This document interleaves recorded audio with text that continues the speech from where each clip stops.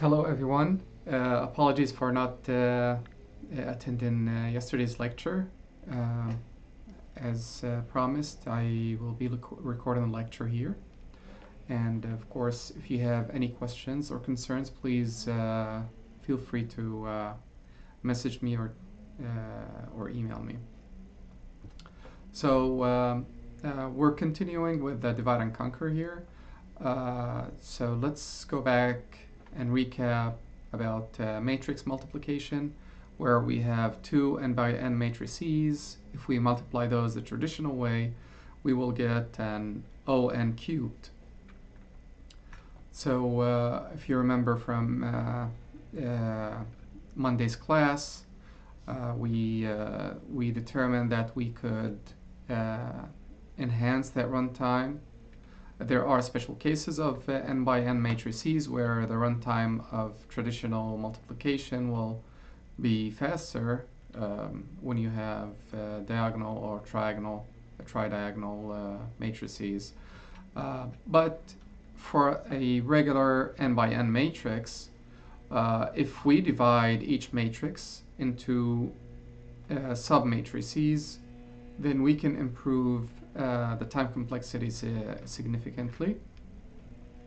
Here, if you notice, we divided the matrices into 4 parts, each matrix into 4 parts, n over 2 by n over 2. Now, if you notice, each row and each column are multiplied by the dot product. And same thing here, when you divide the matrices, you will get the resultant matrix in 4 parts as well. And that is essentially the product of 8 submatrices and the summation of those operations. And you will get at the end the resultant matrix. Now the recurrence relation for something like this would be Tn equals 8 Tn over 2 plus theta n squared, where when you solve this, use a maple, you will get n squared times 2n minus 1. And that's essentially n cubed. So we did not enhance the time complexity. It stayed the same, which is n cubed. But as you recall from Monday's class, in 1969, Strassen developed a technique for performing matrix-to-matrix multiplication. And the time complexity was improved to big O of n to the power of 2.807. Now, how was he able to do that? He basically reduced the number of terms that need to be multiplied together. So if you recall, we had 8 terms that need to be multiplied together. He was able to reduce it to 7 terms, and when he was able to achieve that, the new recurrence relation became 7Tn over 2 plus theta n squared. And when we solve it using maple, we get something like this: 7 over 3 times n to the power of log base 2, 7. And that number is essentially 2.807. Now, if you notice here, this is the classic and this is the Strassen.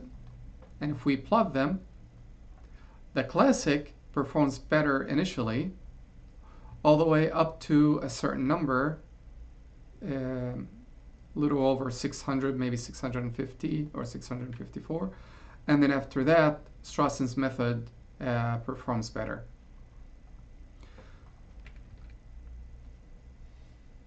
And the number was 654. Now, Strassen's algorithm wasn't the fastest algorithm. there were faster algorithms. The Coppersmith Winograd algorithm was with an O of ON to the power of 2.3776. All right, so we went over this over class. Now, if you notice, the last example was essentially the fast Fourier transformation, the FFT, and you guys are all familiar with the FFT. It's basically a linear transformation for finite dimensional vectors. It is a matrix vector product. This is the FFT basically.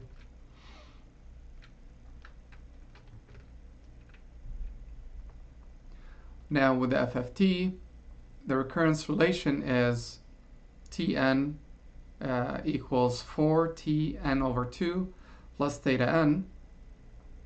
And using Maple, we get n times 2n minus 1, which gives us n squared complexity factor.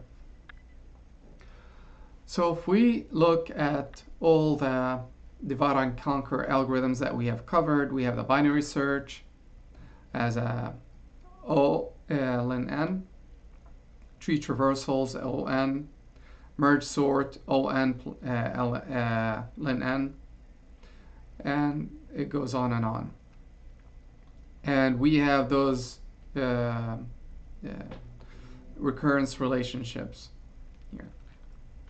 Now, if we look at the master theorem in general, here's the master theorem in general. Now, we only looked at a special case where b was equal to 2, and we were able to solve using Maple. We were able to solve those recurrence relationships, and we were able to obtain the time complexity for each algorithm. Now, what if we want to solve the general theorem where we don't consider b as the special case, which is b equals 2? If you notice here, when we considered it as b equals 2, n was 2 to the m. So n was 1, 2, 4, 8, 16, 32, 64. So these are the n's that we considered. And those were the intermediate, interpolate the intermediate results here in 2, 4, 16, 2, 4, 8, 16, 32, 64, and so on and so forth. Now, what if we take the condition where n equals b to the m, where b is not necessarily 2? So if we apply this into the recurrence relation, you know, the recurrence relation that we have is Tn equals a Tn over b plus On to the k. Now if we substitute n with b to the m, we get the following recurrence relation. And of course, if you notice, this is nothing but a constant, of course. Now, if we want to try to find a pattern, let's expand this to find a pattern. We expand it and we get the first few terms. We get the first 5 terms. We can keep going on and we'll be able to find a pattern. But what if we do it in a different way? Let's say that we're going to divide the whole term by a to the m. Okay. Now, after dividing, let's simplify the terms to this b to the m over a to the m equals tbm minus 1 over am minus 1 plus b to the k over a to the m. Now we can expand this as well for smaller and smaller values of m. If you notice, this one keeps repeating, and we can carry on until we reach the m minus 1 term. Now, if you notice here, this is nothing but a special case of a series called telescoping series. The telescoping series, if you remember, is the summation of a to the k minus a to the k minus 1 from k equals 1 to n has the form of a n minus a0. Now, alternatively, if the summation of ak from k equals 1 to n is the same as ak from k equals 0 to n minus 1, then it follows that a to the an equals a to a0. Now, in general term, let's take our term in specifically ak minus 1 plus bk from k equals 1 to n is nothing but an minus a0 plus the summation of bk from k equals 1 to n. Now, when we expanded this, we got tbm over m is equal to a to the 0, which is tb0 over a0, plus the summation of bk over a and the summation of bk over a from L equals 1 to m to the power of L. Now, if we take this closer,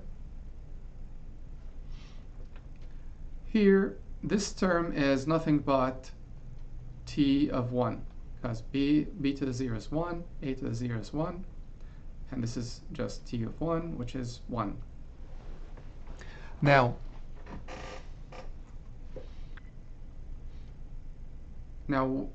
if we look at this here, tbm over am is equal to the summation of b to the k over a all to the power of L from L equals 0 to m.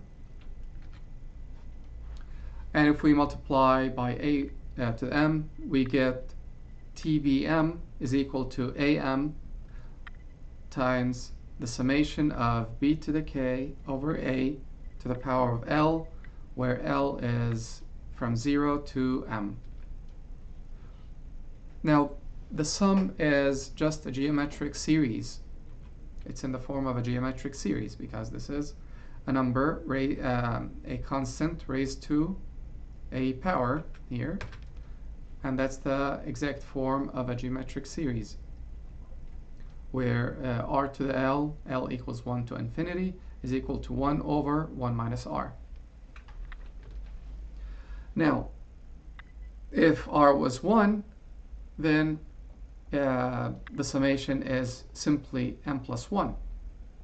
Now, if r is greater than 1, we can only determine a finite series where r to the L from L equals 0 to m is nothing but 1 minus r to the m plus 1 over 1 minus r, and that is nothing but r to the m plus 1 minus 1 over r minus 1. Now, remember the geometric series starts from L equals 1. Here we started from L equals 0. Thus, we consider three possible cases. There are three possible cases here where b to the k over a is less than 1,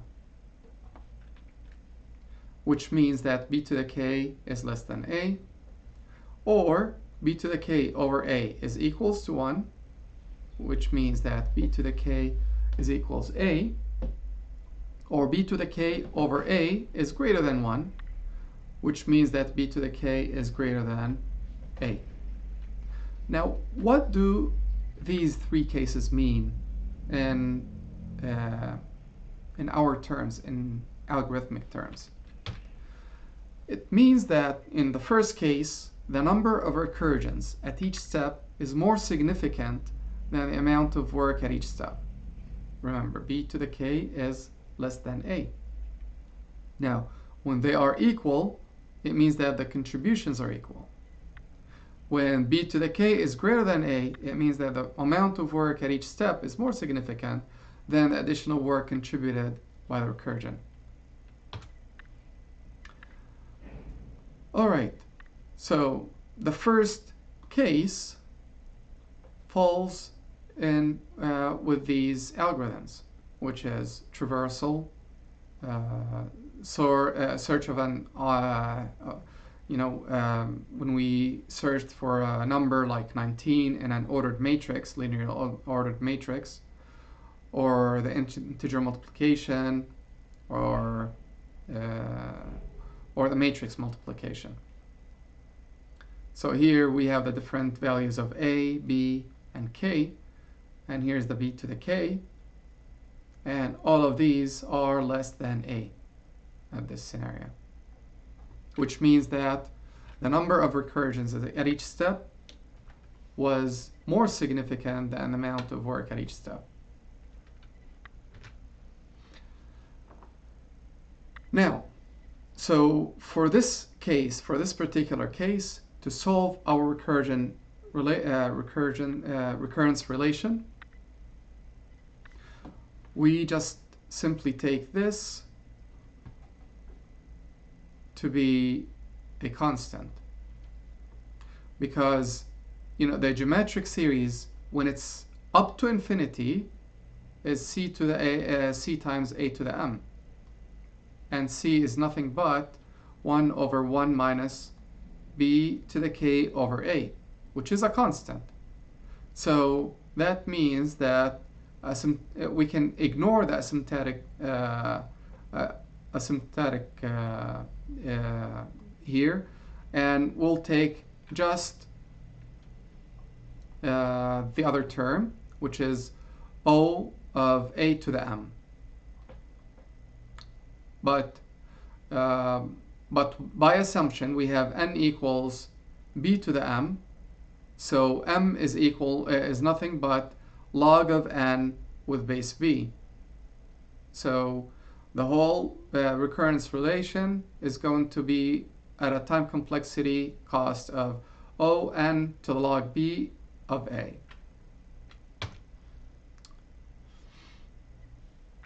And if we go back to the examples that we've discussed, these are the runtimes based on the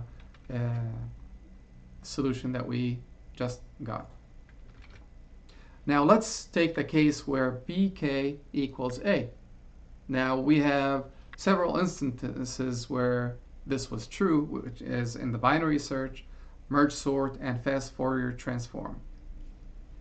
All of those, b to the k was equal to a, and that means in the recurrence relation we will have this as t to the n equals to a to the m summation of 1 to the power of L, where L equals 0 to m, and that is nothing but m plus 1 times a to the m.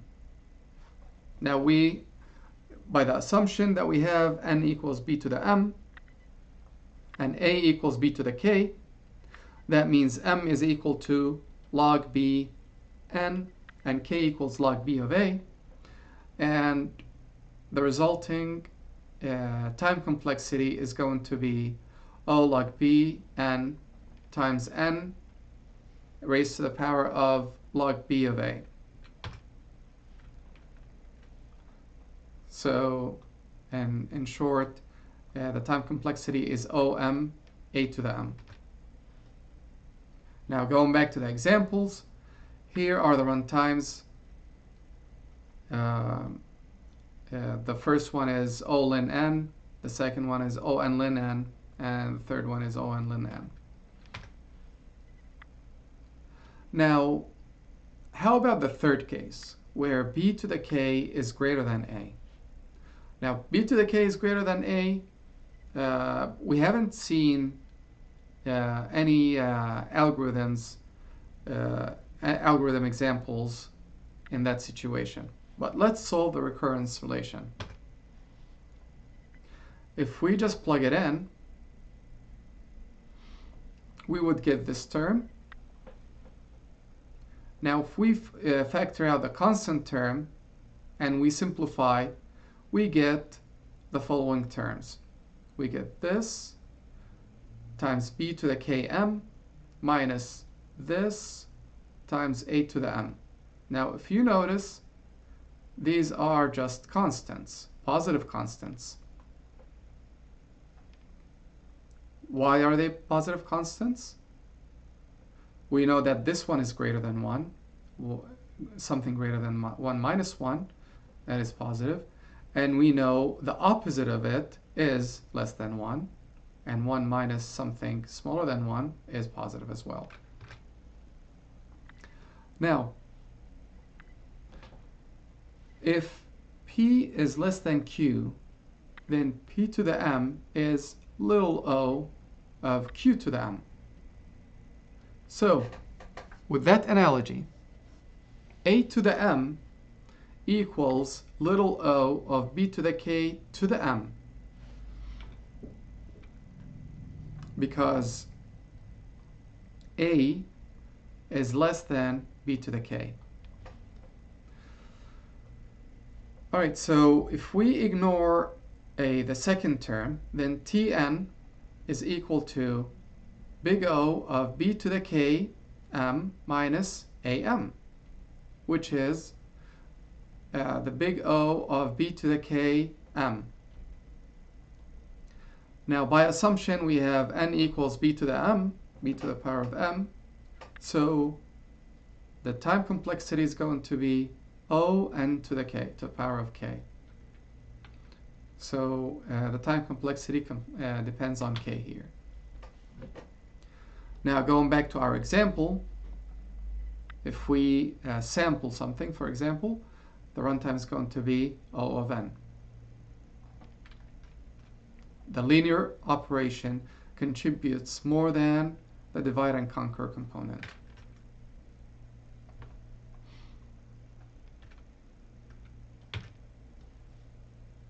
Now, to summarize these three runtime cases, the first runtime case, we have, this is the time complexity. The second runtime case, this is the time complexity. And the third runtime case is just simply O n to the k.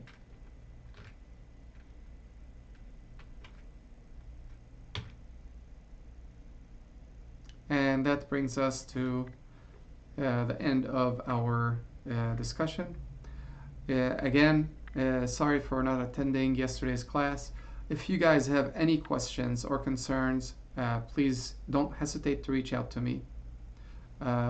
Those are just simple series and math observations.